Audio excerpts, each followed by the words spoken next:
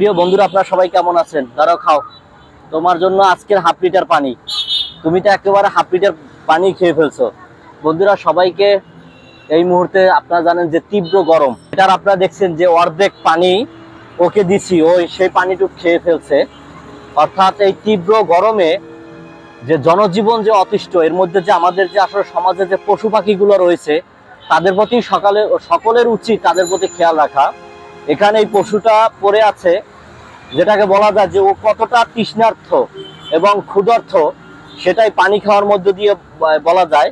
Half litre পানি রেখেছি, সেই হাফ লিটার পানির ভেতরে অল্প একটু পানি আছে, অর্থাৎ তার সব পানিটুকু ওরে দিয়েছি, ও সেভাবেই খাচ্ছে।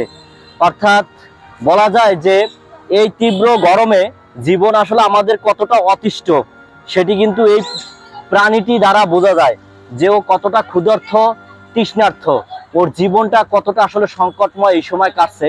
যেখানে 40 থেকে 41 ডিগ্রি তাপমাত্রা, সেই তাপমাত্রার কারণে দেখা যাচ্ছে যে মানুষের জীবনটাই আসলে জনজীবন বিপর্যয় এবং অতিষ্ঠ।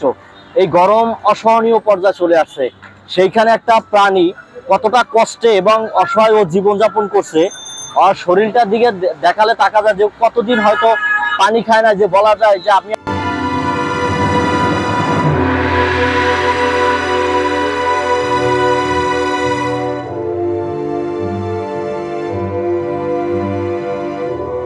সেই হাফ লিটার পানি কিন্তু এই পশুটা খাচ্ছে, প্রাণীটা, যে কতটা আসলে ক্ষুধার্ত এবং তৃষ্ণার্ত।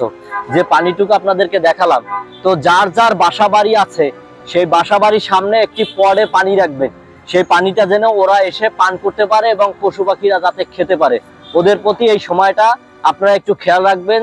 এই গরমের সময় এটা হচ্ছে আপনাদের সকলের নৈতিক দায়িত্ব এবং কর্তব্য। এই ছিল আজকের আসলে এই প্রাণীদের প্রতি আমাদের যে ভালোবাসা, উদারতা, সেটি সবারই এগিয়ে আসতে হবে।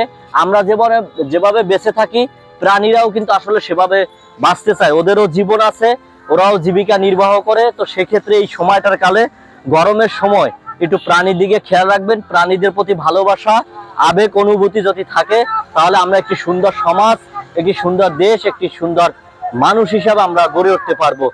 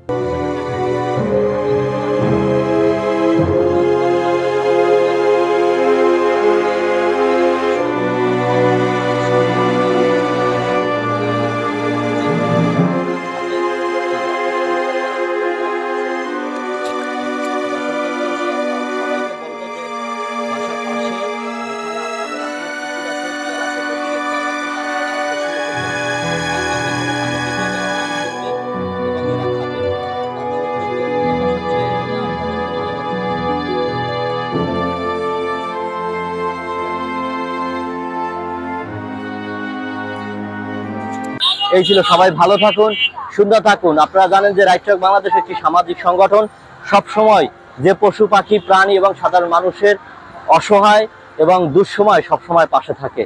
আর আমরা আছি, আমরা থাকবো।